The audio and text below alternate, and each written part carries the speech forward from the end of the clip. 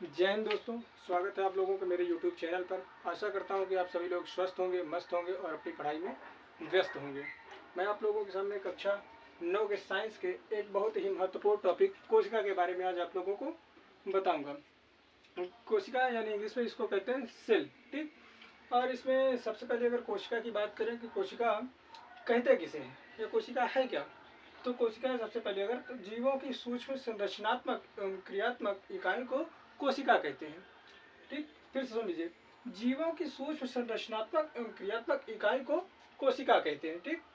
अगर इसमें बायोलॉजिकल नाम की बात करें कोशिका की या टेक्निकल नाम की बात करें अगर कोशिका की, तो इसका होता है साइटो। साइटो, ठीक। साइको नहीं, साइको मैंने होता है पागल, ठीक।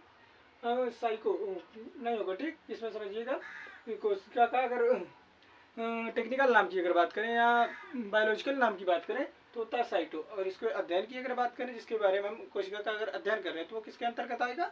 साइटोलॉजी के अंतर्गत आएगा, साइटोलॉजी के अंतर्गत, ठीक। अगर इसके जनक की बात करें या खोज की बात करें तो इसके अगर जनक की बात करें तो रॉबर्ट हुक आएंगे, जिन्होंने सन 1665 ईस्वी में एक लकड़ी के कार्क के टुकड़े में देखा था। उन्हें सूक्ष्मदर्शी में देखा और एक प्रकार की संरचनाएं मिली। मान लो ऐसे संरचनाएं सब उन्होंने देखा और उन संरचनाओं को इन्होंने एक प्रकार की संरचनाएं उनको दिखी और उन संरचनाओं को उन्होंने नाम दे दिया कोशिका, ठीक। फिर इसके बाद अगले वैज्ञानिक आए जीवित कोशिका, जैसे एंटोनी वैन लीeuwenhoek वैज्ञानिक थे। उन्होंने क्या किया कि जीवित कोशिका के एक खोज की सन 1838 से 1839 ईस्वी में। उन्होंने क्या किया कि एक तालाब के पानी लिया और उस पानी को सूक्ष्मदर्शी से देखा तो सूक्ष्मदर्शी में उन्होंने एक स्वतंत्र रूप से जीवित कोशिका को देखा। उन जीवित कोशिकाओं को क्या हुआ, उनको नाम मतलब अगर आपसे पूछ लिया जाए कि जीवित कोशिका की खोज किसने की, तो एंटोनी वैन लीeuwenhoek के बारे में आप लोगों को बताना है। अगर आपको पूछ लिया जाए कि कोशिका की खोज की किसने की, तो रॉबर्ट हुक ने। अब वो चाहे जीवित कोशिका की खोज की या मृत कोशिका, सबसे पहले अगर कोशिका की खोज किसने की तो रॉबर्ट हुक ने सन 1665 ईस्वी में। अगर जीवित कोशिका के बारे में आपसे पूछ ले तो एंटोनी वैन लीeuwenhoek ने, ठीक, सन 1838 से 1839 ईस्वी तक। अगर इसके बाद कोशिका सिद्धांत की अगर बात कर दी जाए कि कोशिका सिद्धांत किसने सबसे पहले बताया, स्लाइडेन तथा स्वान वैज्ञानिक, दो वैज्ञानिक थे। सन 1674 ईस्वी में इन्होंने कोशिका की सिद्धांत के बारे में बताया। कोशिका का सिद्धांत का मतलब क्या है कि हमारा शरीर या प्रत्येक जीवों का जो शरीर है वो कोशिकाओं से मिलकर ही बना है। इस बात की पुष्टि या इस बात की यूँ कहें पुष्ट वर्णन सबसे पहले स्लाइडेन तथा स्वान नामक वैज्ञानिक ने की। अब कोशिका के अंदर मान लो कि ये कोशिका है जैसे, ठीक। अब इस कोशिका के अंदर एक केंद्रक पाया जाता है, आप लोग जानते हो। इस केंद्रक के बारे में सबसे पहले वैज्ञानिक रॉबर्ट ब्राउन ने बताया था, जिन्होंने सन 1831 ईस्वी में कोशिका के अंदर केंद्रक पाया जाता है, इसके बारे में इन्होंने बताया। फिर इसकी अगर बात करें, देखो एक पूछ लिया जाता है कि संसार में सबसे छोटी कोशिका कौन सी हो, संसार में सबसे बड़ी कोशिका कौन सी हो।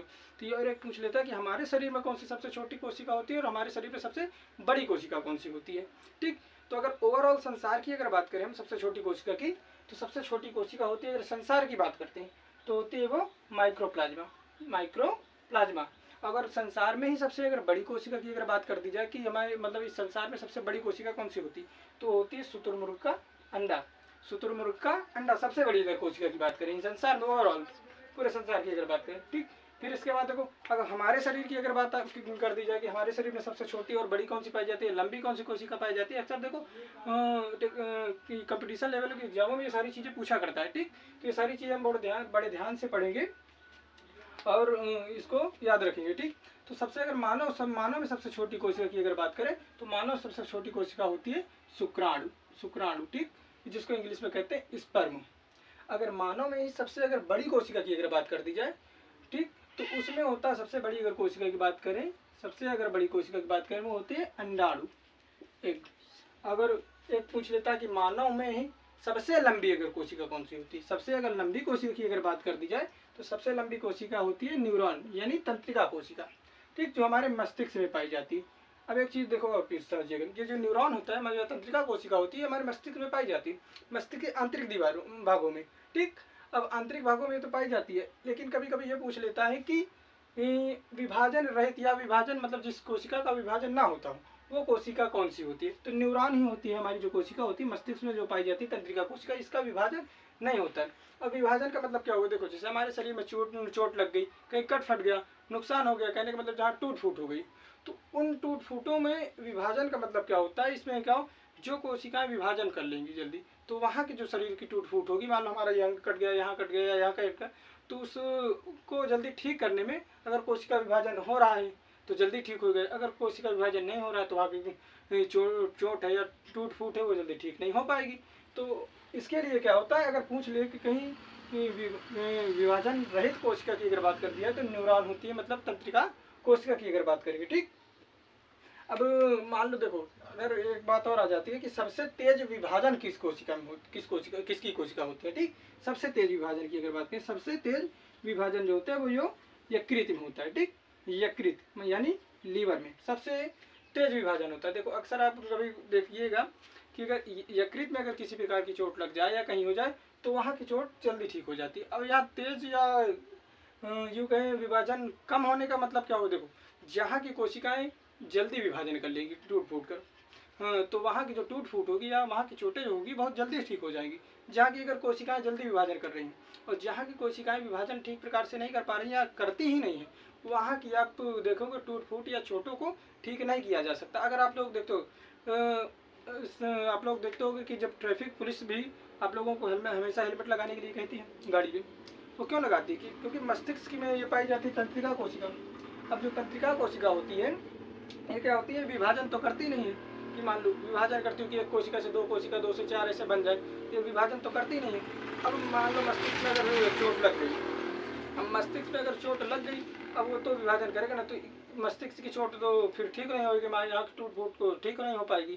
तो इसीलिए वो हमेशा कहते हैं कि हेलमेट लगा के चलो। अगर मान लो अगर हेलमेट ना लगाए तो ऑन द स्पॉट चले गए, टपक गए। इसके लिए होता है कि हेलमेट लगा के चलो। हम ये सजेशन करें आप लोगों को कि हमेशा गाड़ी चलाइए तो हेलमेट लगा कर चलाइए, जिससे कि आपकी मस्तिष्क की जो कोशिकाएं हैं, न्यूरॉन्स, वो जल्दी उसमें किसी प्रकार की दिक्कत ना हो। और क्योंकि वो क्या करती हैं, उसमें सेल से डिवीजन नहीं होता है, अर्थात विभाजन नहीं होता है कोशिका का। इसके लिए अगर सबसे तेज, अगर फिर से एक बार सुन लीजिए, सबसे अगर तेज विभाजन की बात करेंगे तो यकृत है, लीवर, क्योंकि यहाँ की टूट फूट बहुत ही जल्दी ठीक हो जाती है। देखो एक बार कभी कभी पूछ लिया जाता है कि सूक्ष्मदर्शी की खोज सबसे पहले किसने की, तो सबसे अगर पहले की बात करेंगे हम तो जेकेरियस जॉनसन नामक वैज्ञानिक ने की थी। जेकेरियस जॉनसन नामक, अगर सूक्ष्मदर्शी की सबसे पहले खोज की अगर बात करें, सबसे पहले अगर खोज की बात करें तो जेकेरियस जॉनसन नामक वैज्ञानिक ने की थी, ठीक। अब देखो कभी कभी ये भी कह देता है कि एंटोनी वॉन लीवेनहॉक ने सबसे पहले इसकी खोज की। तो देखो एंटोनी वॉन लीवेनहॉक ने खोज तो की थी 1674 ईस्वी में, उन्होंने एक उच्चतम सूक्ष्मदर्शी की खोज की थी। लेकिन अगर सबसे अगर पहले की अगर आपसे पूछ लिया जाए तो जेकेरियस जॉनसन नामक वैज्ञानिक ने सूक्ष्मदर्शी की खोज की। अब आगे देखिएगा, अब देखिए हमारा जिस प्रकार शरीर बना होता है तो उसको समझिएगा। एक मकान होता है, अब मकान में सबसे पहले अगर क्या होता है, ईंट से ही पहले दीवार बनी, दीवार से सिस्टमेटिक तरीके से, कहने का मतलब कमरा बना, कमरा को अगर सही ढंग से व्यवस्थित कर दिया गया तो क्या हुआ, एक घर बना। तो उसी प्रकार से देखो हमारा क्या होता है, अब समझिए इसको, उसी प्रकार हमारा शरीर बना होता है, कहने का मतलब ये है।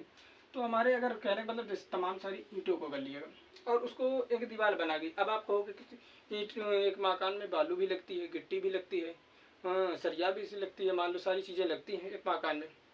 तो हम अगर सबसे मेन बात करें, अगर जो चीज़ें मेन लगती हैं, जैसे मान लो अगर एक लड्डू है, लड्डू बनाने में तो चीनी भी लगती है, मैदा भी लगता है, सारी चीज़ें लगती हैं, बेसन भी लगता है, जैसे बेसन के लड्डू बनाए तो ठीक।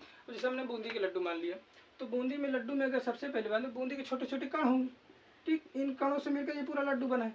तो सबसे अगर मेन बात करें, इस कणों की बात करें, मान लीजिए कण जो होते हैं इन कणों से मिलकर जो बना होता है, तो इन कणों से अगर जो बना तो इसके लिए क्या होता है, जैसे मकान है तो सबसे पहले अगर मकान की बात करें तो मकान में मेन रूप से क्या बना, ईंट। तो इसी प्रकार जैसे लड्डू में छोटे छोटे मोतियों के लड्डू नहीं होते जो, उसी प्रकार से मकान होता है। तो उसी प्रकार हमारा अगर शरीर की बात करें तो इसी तरह होता है। तो सबसे पहले मकान के थ्रू समझेंगे, मान लो तमाम सारी ईंटों को जोड़ा। अब भले ही बालू गिट्टी वो बालू है, सीमेंट, इसको ना लगाओ तो कमज़ोर बनेगी, लेकिन बनेगी ना। तो इसके लिए समझिएगा, अगर सबसे ईंट को अगर जोड़ा गया तो दीवार बना दिया। अब कई सारी दीवारों को बनाए, इकट्ठा कर दिया गया, व्यवस्थित कर दिया गया, तो एक कमरा का निर्माण हुआ।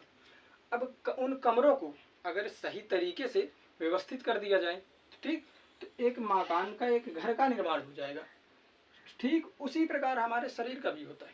हमारे शरीर में क्या होती है, जैसे ईंट होता है ना सबसे छोटी चीज़ है, तो उसी प्रकार हमारे शरीर में एक कोशिका होती है जिससे हमारा शरीर का निर्माण होता है। वो कोशिकाएं क्या होती है, तमाम सारी अगर कोशिकाएं मिलकर इकट्ठा हो जाए या कोशिकाओं के समूह कह दिया जाए तो ऊतक यानी टिश्यू का निर्माण करती है। ठीक, अब ये सारे टिश्यू क्या करते हैं, अगर ये कई सारे टिश्यू आपस में मिल गए तो ये क्या करते हैं, हमारे अंग का निर्माण कर देते हैं, अंग का यानी ऑर्गन का। ठीक, अब क्या हुआ, अब कई सारे अंग मिल जाए, जैसे मान लो अगर श्वसन तंत्र की बात करें तो फेफड़ा आया, फेफड़े के बाद श्वास नली आई, नासिका आया। ठीक, तो ऐसे अगर तमाम सारी जो भी चीज़ें आती हैं, मतलब ठीक अंग जो आए, तो उन अंगों को अगर मिला दिया जाए तो एक अंग तंत्र बन गया।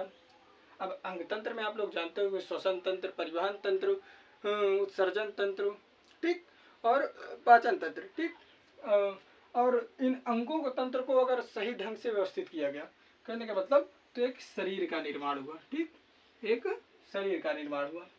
फिर से एक बार समझ लीजिएगा कि सबसे पहले अगर कोशिका की परिभाषा की बात करें, कोशिका को परिभाषित करने की अगर बात करें, तो जीवों की सूक्ष्म संरचनात्मक एवं क्रियात्मक इकाई को कोशिका कहते हैं। ठीक, अगर कोशिका के बायोलॉजिकल नाम की बात करें तो साइटो, अगर अध्ययन की बात करें तो साइटोलॉजी, अगर खोज या जनक की बात करें या खोजकर्ता के बारे में बात करें तो रॉबर्ट हुक सन 1665 ईस्वी में, अगर जीवित कोशिका की बात करें तो एंटोनी वॉन लीवेनहॉक ने सन 1838 से 1839 ईस्वी तक में इन्होंने खोज की। अगर पूछ लिया जाए कभी कभी कि कहाँ खोज की या कैसे खोज की, तो इन्होंने एक तालाब के पानी में, तालाब को पानी को लिया और सूक्ष्मदर्शी से उन्होंने देखा, उसमें स्वतंत्र रूप से जीवित कोशिका की खोज की। फिर उसके बाद अगर कोशिका सिद्धांत की अगर बात की जाए तो कोशिका सिद्धांत सबसे पहले किसने दिया, तो स्लाइडेन तथा स्वान नामक वैज्ञानिक ने, जिन्होंने 1674 ईस्वी में कोशिका सिद्धांत दिया। कोशिका सिद्धांत यानी मतलब हमारा जो शरीर है या जीवों का शरीर जो है वो कोशिकाओं से मिलकर बना होता है। ठीक, अब कोशिका के अंदर केंद्रक पाया जाता है, सबसे पहले इन्होंने रॉबर्ट ब्राउन नामक वैज्ञानिक ने सन 1831 ईस्वी में बताया। फिर उसके बाद अगर संसार में ओवरऑल अगर पूरे संसार की अगर बात करें तो सबसे छोटी कोशिका कौन सी होती है, माइक्रोप्लाज्मा। ठीक, और संसार में ही सबसे अगर बड़ी कोशिका की अगर बात कर दी जाए तो शुतुरमुर्ग का अंडा होता है। ठीक, अगर मानव शरीर की अगर बात करें, मान लो हम अपने में अगर बात करें तो या जीव पादपों में कह रहे हैं, मानव में अगर बात करें सबसे छोटी कोशिका तो होती है शुक्राणु, जिसको इंग्लिश में कहते हैं स्पर्म। और मानव में बड़ी कोशिका की अगर बात करें तो होती है वो अंडाणु। ठीक है, और मानव में सबसे लंबी कोशिका की बात करें न्यूरॉन, न्यूरॉन यानी तंत्रिका कोशिका, जो कि सेल्स डिवीजन नहीं करती, मतलब विभाजन रहित होती है। अगर सबसे तेज विभाजन की अगर बात करें तो कहाँ की कोशिकाएं करती हैं, वो हमारे यकृत कोशिका जो हमारे दाएं तरफ होता है। ठीक, अब सूक्ष्मदर्शी की अगर खोज की बात किया जाए तो जेकेरियस जॉनसन नामक वैज्ञानिक ने। अब जिस प्रकार हमारे देखो ईंट से मिलकर दीवार बना, दीवार से मिलकर कमरा बना, कमरा से मिलकर एक घर बना, तो उसी प्रकार ठीक हमारे शरीर में होते हैं कोशिकाएं तमाम सारी मिलकर ऊतक का निर्माण करते हैं, और कई सारे ऊतक मिलकर अंगतंत्र का निर्माण करते हैं, और कई सारे अंग मिलकर अंगतंत्र का, और कई सारे अंगतंत्र मिलकर शरीर का निर्माण करते हैं। तो आप नोट कर लीजिए, इसको स्क्रीनशॉट ले लीजिए, मैं आगे फिर बढ़ते हैं।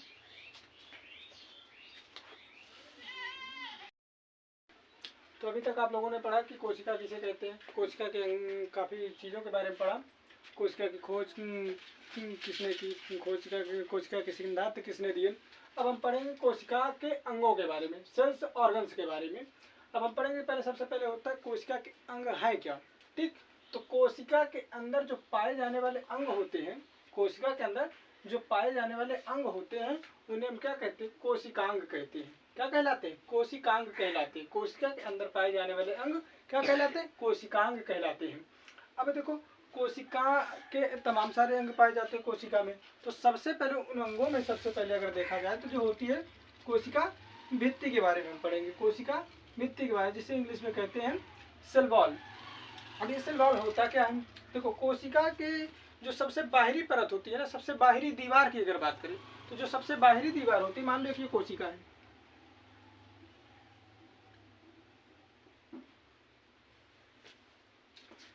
जो सबसे बाहरी अगर दीवार है इसकी बात अगर हम करें सबसे पहले, ठीक, तो इसमें जो सबसे पहले बाहरी दीवार है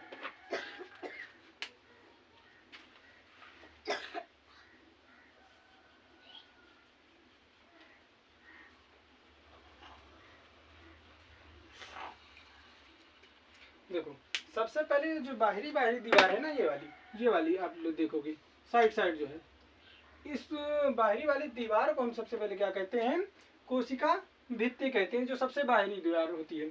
अगर पूछ लेता है, देखो कभी कभी ये पूछ लेता है कि जो पादप कोशिकाओं में है, ये पादप कोशिका में पाया जाता है, कहने का मतलब ये कोशिका भित्ति कि जंतु कोशिका में पाया जाता है या दोनों में पाया जाता है। तो ये जो कोशिका भित्ति होती है ये केवल पादपों में पाई जाती है, जंतु कोशिका में नहीं पाई जाती, केवल पादप कोशिका में पाई जाती है, ओनली प्लांट में। ठीक, अगर अब ये करती क्या है, तो पादप को ये सहारा देने का काम करती है। क्या, पादप को सहारा देती है, मजबूती देती है। ठीक, और ये देखो पूछ लिया जाता है कभी कभी कि ये बनी किससे होती है, तो सेलुलोज की बनी होती है। किसकी बनी होती है, सेलुलोज की।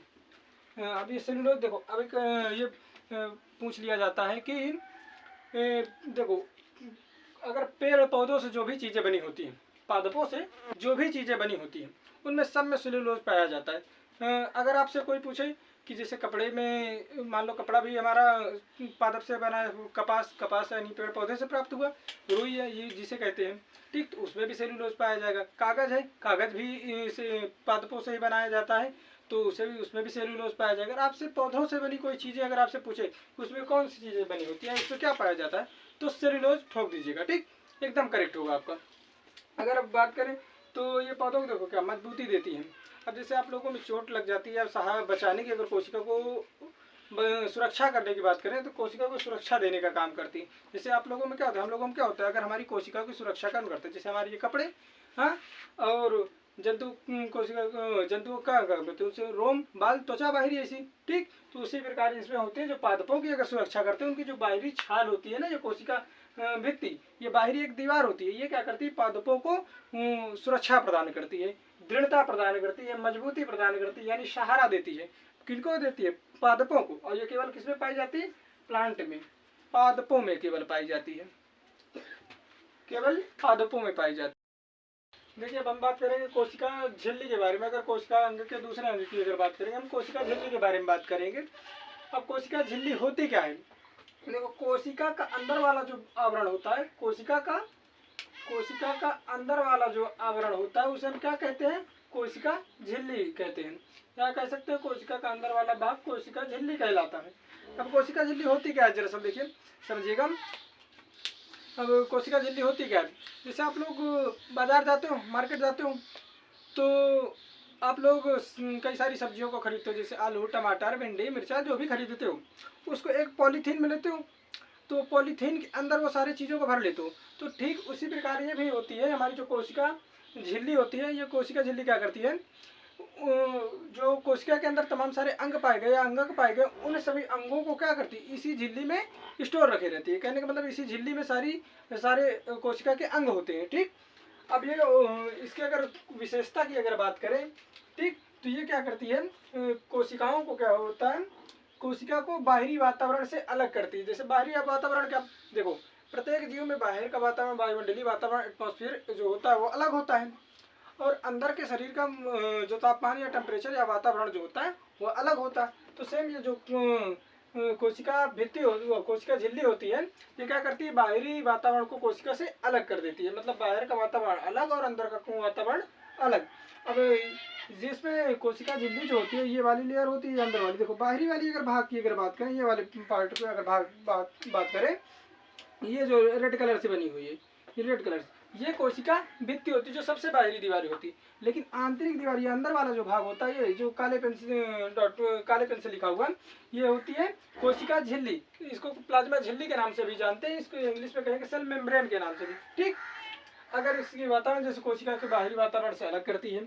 और ये क्या होती है, देखो जंतुआ पादप कोशिका दोनों में पाई जाती है, ये देखो दोनों में पाई जाती है, जंतुआ पादप कोशिका दोनों में पाई जाती है, जो कोशिका झिल्ली होती है। ठीक, अगर आपसे पूछ लिया जाए कि कोशिका झिल्ली मतलब जंतु में पाई जाती है या पादपों में पाई जाती है, तो अक्सर आप समझिएगा ये प्लांट में भी पाई जाती है और एनिमल में भी पाई जाती है। ठीक, और ये बनी किस चीज़ से होती है, जो हमारी ये झिल्ली होती है वो किस चीज़ से बनी होती है, ठीक, तो प्रोटीन और लिपिड की बनी होती है। ठीक, अगर आपसे पूछ लिया जाए कि जो प्लाज्मा झिल्ली है या कोशिका झिल्ली है या सेल मेम्ब्रेन है वो किसकी बनी होती है, तो वो प्रोटीन और लिपिड की बनी होती है। ठीक, और ये बहुत लचीली होती है, ये बहुत लचीली होती है।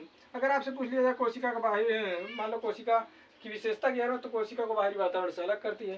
तो ये पादप और जंतु कोशिका दोनों में पाई जाती है। यह बनी किस चीज़ से होती है, तो प्रोटीन व लिपिड की बनी होती है। और ये कैसी होती है, ये बहुत लचीली होती है। अब देखो कोशिका के अंदर तमाम सारे पार्ट पाए जाते हैं, जैसे माइटोकॉन्ड्रिया, गोल्गी का है, तारक का है, तमाम सारी ऐसी चीज़ें पाई जाती हैं, तमाम सारे अंग इसके अंदर पाए जाते हैं।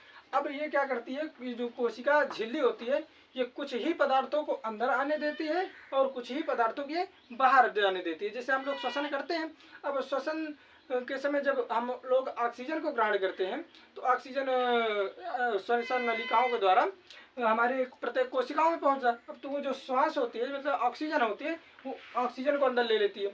अब उनसे जैसे अब भोजन ग्रहण किया, भोजन जब पच गया तो तरल रूप में होकर स्वांगीकृत हो जाता है, तब भोजन को अंदर ले लेती है। मतलब जिन जिन चीज़ों की इसको ज़रूरत होती है केवल उन्हीं चीज़ों को लेती है, ये नहीं कि अपने अंगों को बाहर कर देती, अंगों को बाहर नहीं कर देती। ठीक, अब जैसे मान लो श्वसन के दौरान कार्बन डाइऑक्साइड बना, ठीक, ग्लूकोज के विखंडन के दौरान, तो जो कार्बन डाइऑक्साइड बनता है उसको बाहर कर देती है। ठीक, अब समझिएगा, फिर से एक बार सुन लीजिए। जो कोशिका झिल्ली होती है वो सेल मेम्ब्रेन जिसको इंग्लिश में कहते हैं, कोशिका का अंदर वाला जो भाग होता है, ये अंदर वाला भाग, ये वाली लेयर, ठीक, तो इसको हम क्या कहते हैं, कोशिका झिल्ली कहते हैं। अब ये बनी किस चीज़ से होती है, तो प्रोटीन व लिपिड की बनी होती है। ये किन किन कोशिकाओं में पाई जाती है, पादप व जंतु कोशिका दोनों में पाई जाती है। ठीक, अब ये कोशिका को बाहरी वातावरण मतलब बाहरी एटमॉस्फेयर से अलग करती है। ठीक, और ये लचीली होती है।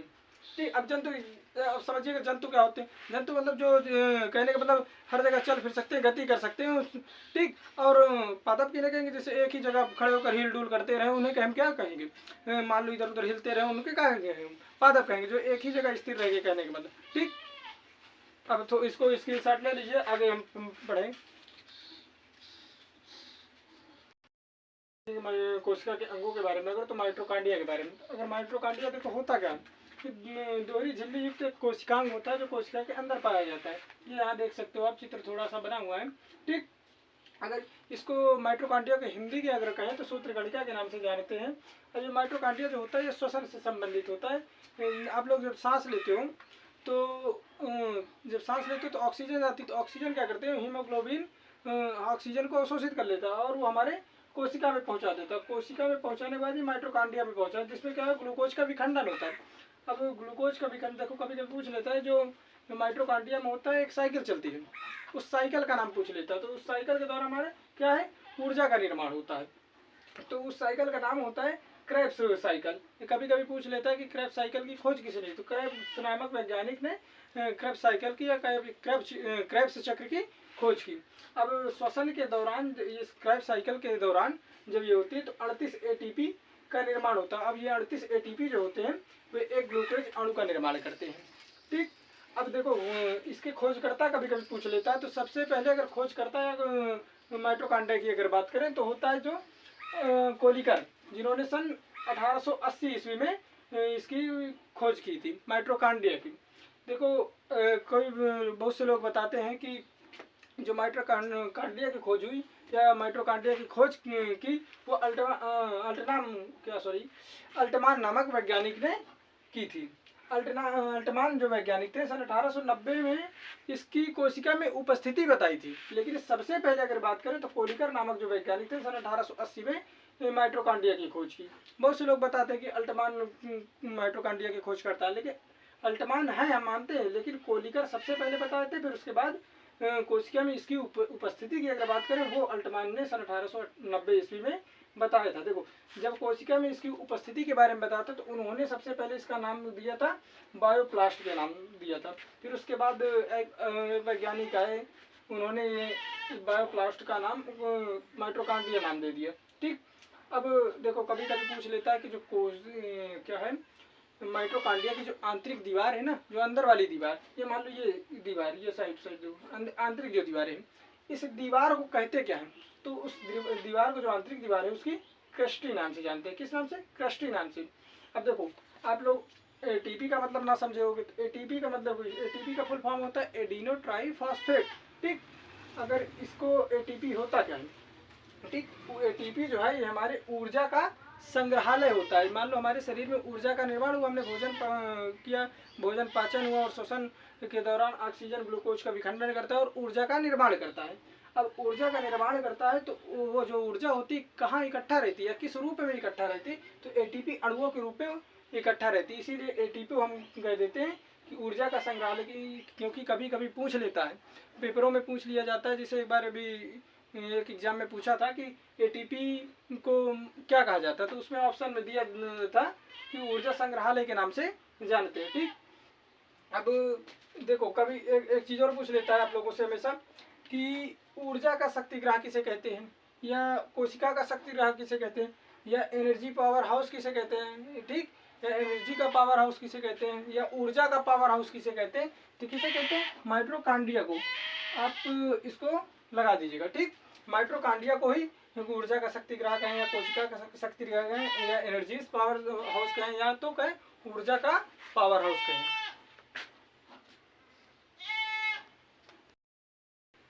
माइटोकॉन्ड्रिया के बाद हम बात करेंगे राजधानी के बारे में। राजधानी क्या होती है, देखो हमारे शरीर में जो बना होता है, आप लोग जानते ही हो कि हमारा जो शरीर बना होता है उसमें लगभग 65% 60 से 65% जल होता है। अब ये जल तो ऐसे दिखाई नहीं देता, आप लोग सोचते हो कि जल मान लो रक्त में मिला या इसे मिला, तो ये जो हमारा जल होता है मतलब हमारे शरीर में, ठीक, वो जल रहता कहाँ है, तो हमारे कोशिकाओं में राजधानी पाई जाती है। राजधानी मतलब जहाँ जल इकट्ठा रहता है हमारे शरीर में जल, इसीलिए राजधानी को कहा गया है जल संग्रहालय या जल संग्रह करने वाली। एक हिसाब से पुटिका ये कह सकते हो। ठीक, ये हमारे कोशिकाओं में ही होती है, जहाँ हम लोग हमारा हमारे जो शरीर में जल पाया जाता है ना, वो इकट्ठा रहता है। ठीक, अगर आपसे पूछ लिया जाए, देखो पेपर में पूछ लिया जाता है, जैसे बहुविकल्पी में अगर पूछ ले कि राजधानी का काम क्या होता है, तो जल को इकट्ठा करना, जल को संग्रहालय करना। कभी देखो पूछ ले, अगर पूछ ले आपसे कि हमारे शरीर में जल की मात्रा कितनी होती है, तो 65% या तो 60 से 65 कह सकते हो। ठीक, अब 60 से 65 मतलब क्या हुआ, जैसे मान लो एक व्यक्ति है 100 kg का है। ठीक, एक व्यक्ति है जो 100 kg का है। अब उसमें अगर 100 kg की बात करें तो अन्य सारे पदार्थों को निकाल कर अगर 60 से 65 लीटर उसमें क्या हो जाएगा, किलो के हिसाब से अगर बात करो तो केजी के हिसाब से, लीटर की बात करो तो लीटर के हिसाब से, तो उसमें जल पाया जाएगा। ठीक, तो थैंक यू दोस्तों, ये वीडियो मेरे चैनल पे आपको देखने के लिए। अब आगे के पार्ट में अगले दिन में आपको प्रोवाइड करवा दूंगा। ऐसे ही आप लोग विज्ञान से संबंधित किसी प्रकार की अगर आपको कमेंट हो, किसी प्रकार की आपको दिक्कत हो, आप मुझे कमेंट कर सकते हैं, मैं उसकी वीडियो बनाकर दे सकता हूँ। तो thank you watching for me. Subscribe करिए, लाइक करिए एंड शेयर करिए, और बेल आइकन को दबा दीजिए, और